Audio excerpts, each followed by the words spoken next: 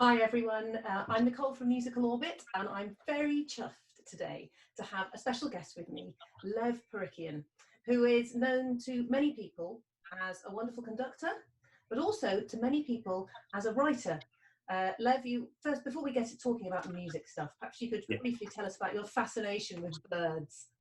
Oh, the fascination with birds, it started when I was a kid, and then it went away again for about 35 years because grown-up life happened.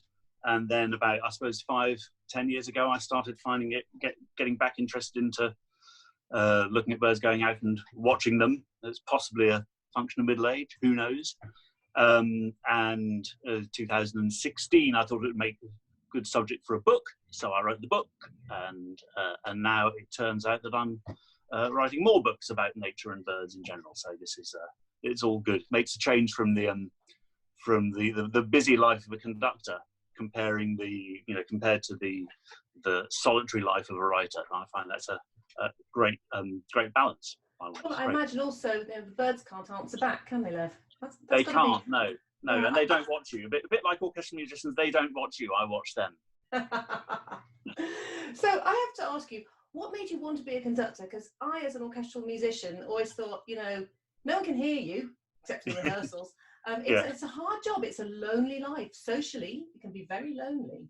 What made you want to do it? I think, as you know, I've spent 20-ish years playing as a percussionist, timpanist mostly, actually, and on the road with various orchestras. And I enjoyed that a lot.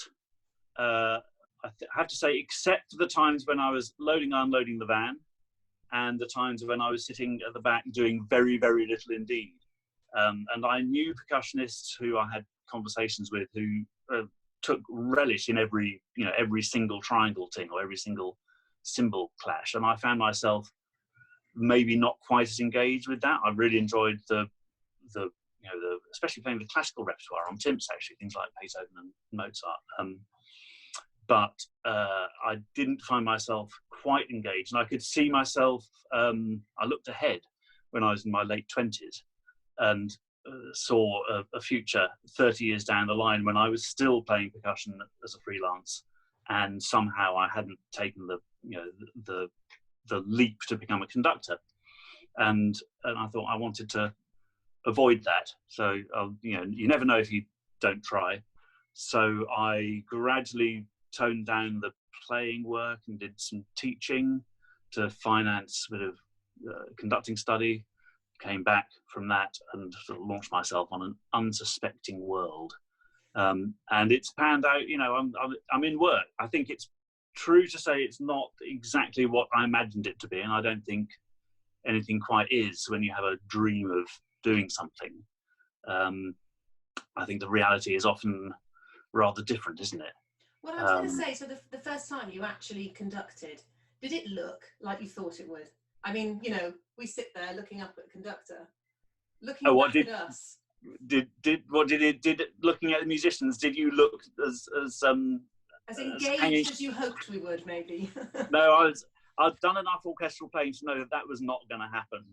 So, but it was a very strange feeling, because you have these ideas in your head, and they of what it's going to feel like to conduct a group of musicians, and that is something you have to spend quite a long time getting used to, I think, because it's not everything you imagine. It's a lot more difficult, I think. It's safe to say. I remember Chris George, who used to lead the Scottish Chamber Orchestra, who is now a very fine conductor, said he was horrified when he first started conducting, as he'd look down into the orchestra and people would sit there yawning at him. Of course. And he wants to say to them, I can see you. But of course, you sit in an orchestra, you feel anonymous.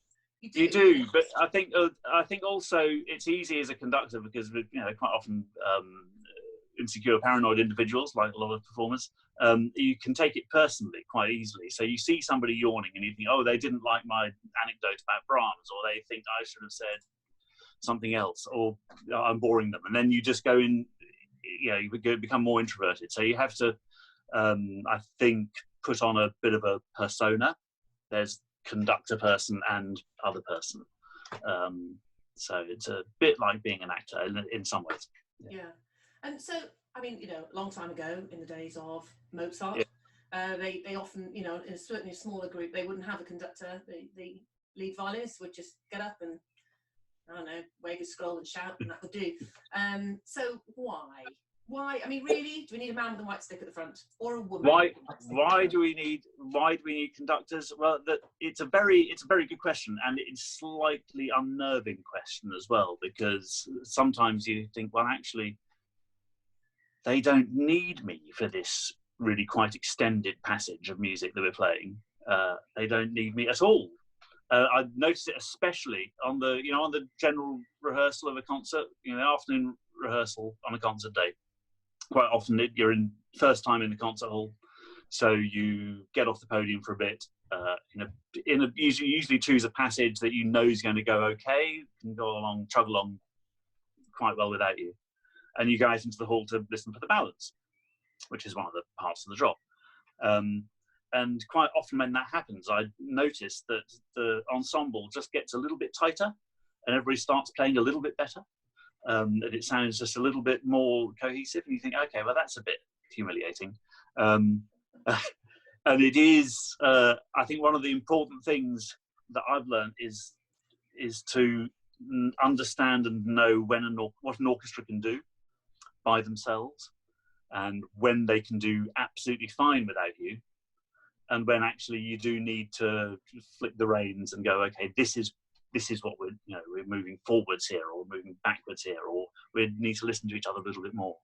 So as you say, back in the day, with smaller orchestras playing music that didn't change in tempo or pulse that much and wasn't texturally very complex, conductors weren't necessarily needed. And as you say, it was the leader who had just given 1, 2, 3, 4, off we go. But orchestras got bigger in the 19th century and the 20th century. Music became more complex rhythmically and in all sorts of ways. I mean, and from a very simple practical point of view, the larger the group of musicians, the more difficult it is for them to hear each other and to communicate with each other. So quite often the conductor, you think of a piece like The Rite of Spring, an obvious one, huge 100+ piece orchestra. It's sometimes it is literally just you're doing a traffic cop's job, but there is more to it than that. Yeah. But it is to facilitate the communication, and also to take charge of rehearsals, I guess, to be somebody, that again, the larger the group, a string quartet can have long discussions, arguments probably, about interpretation and various aspects of the performance. The larger the group gets, the less opportunity there is for that kind of democracy. Yeah. We've got a question from David who says, what's the most terrifying conducting moment you've ever had? Oh my God. Jumping straight to the chase. There have been quite a few. I think it's, I can't think of specific ones, but it can be quite often when you realise something's wrong in the performance. And everybody can feel it. Everybody on the stage can feel like, oh, something's gone wrong. Somebody has blundered. Oh, you don't know who it is necessarily. It's probably, it's a good philosophy for the conductor to blame themselves. Okay, the trumpet didn't come in, but that was my fault. Because I didn't help him come in. He might have, whatever it was. And then there is that.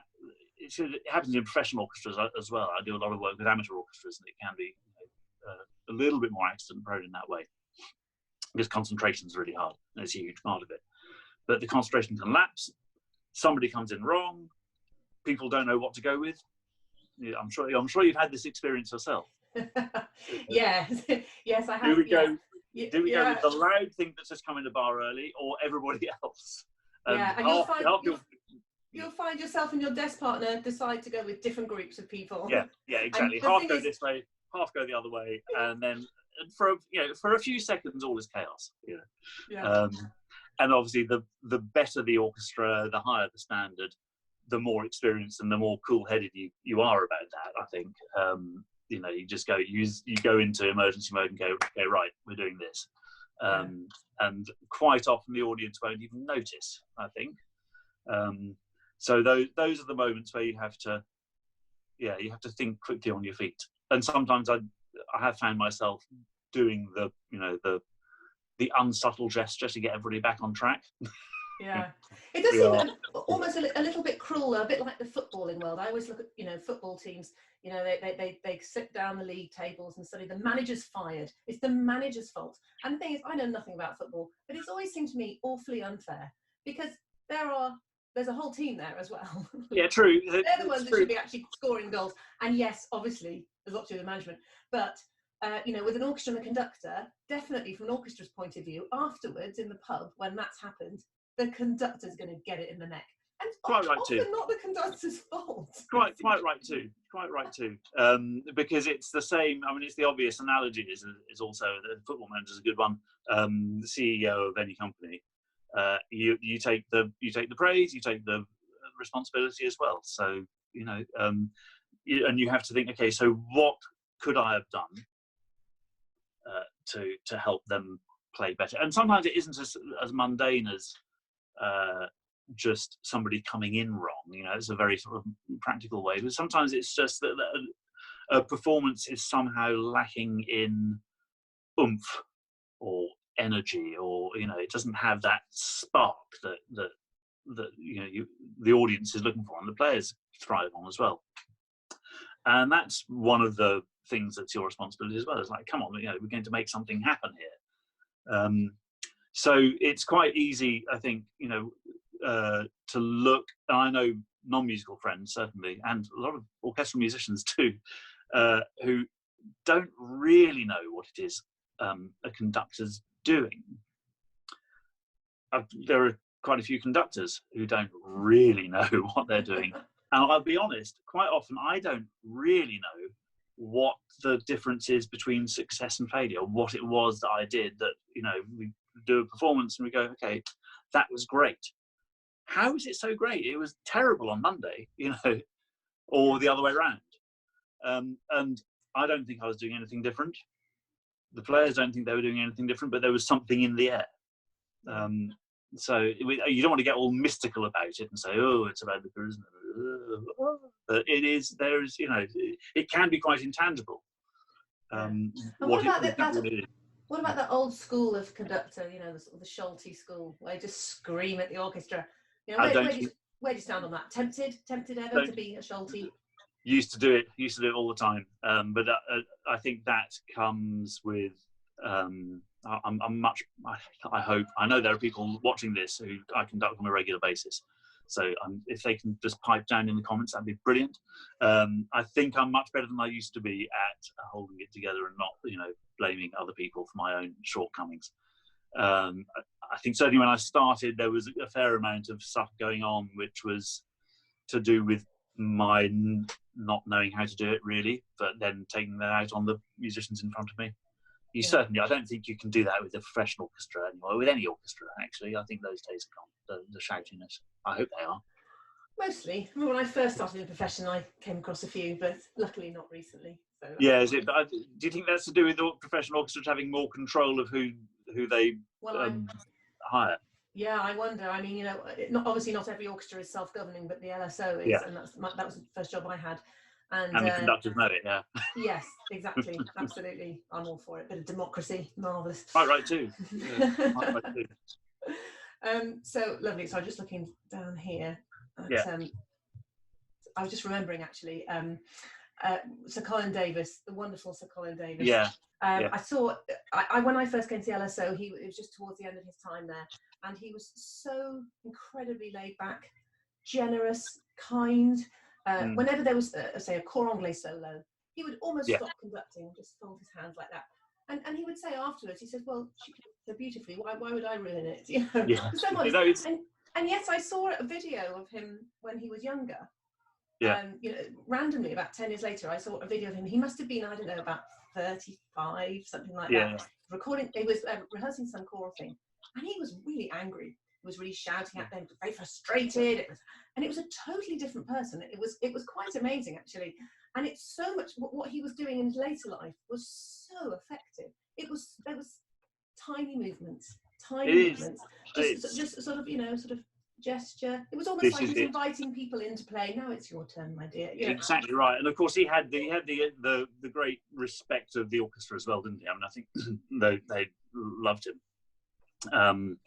So that comes with you don't just. I mean, that was earned. It was earned over years of being very, very good at it, I think. So there is that aspect to it. I was going to say something. Oh yes, about not doing anything. It's quite tempting. There's a famous video that does the rounds quite often on Facebook and Twitter and stuff of Leonard Bernstein conducting something. I can't even remember what it is. Is it the Haydn Symphony finale? I think with the Vienna Phil, and he's just standing there. And he does, he raises his eyebrows and he literally has his arms folded most of the time, and he's just making these gestures. And everybody says, "Oh, it's wonderful conducting. It's great. You just let them play," which is kind of true. But he's also making quite a thing of it. Yes, I'm not conducting, and he has got an orchestra that can do it, and you can bet they've rehearsed it. It is, I do quite often. I say facetiously that the art of craft of conducting is the ability to stand in front of a group of musicians and not make them play worse. That's the bottom line. It definitely is inspiration, isn't it? It's not just the 1, 2, 3, 4. It's not just the semaphore at the front. It's the whole bringing everybody together, making it a group wonderful experience rather than a couple of people having a great time and then those two over there dreadful. Yeah, I think so. That's really important. So it does. Do we need conductors? Yes. Don't do yourself out the work, Lev. Yes. No, we totally do. Especially for bigger pieces. I mean, like you say, anything romantic onwards, it's simply there's a time lag from one side of the orchestra to the other, apart from anything else, isn't there? And so I mean, from that point of view, the traffic cop thing, there is something just very mundane about here. We play here. This is the beat. This is the pulse. Apart from anything else, somebody sets the pulse. I went to a gig the other week. Do you remember when we could go to gigs? I remember fun. That was lovely. That was a fun time those days. It was the BBC Big Band with the wonderful Barry Forgy, who I used to know when I was a student at the Academy doing the jazz course there, and he came in and of course the strange thing about classical music is that conductors aren't allowed to stand there and go a 1, a 2, a 1, 2, 3, 4.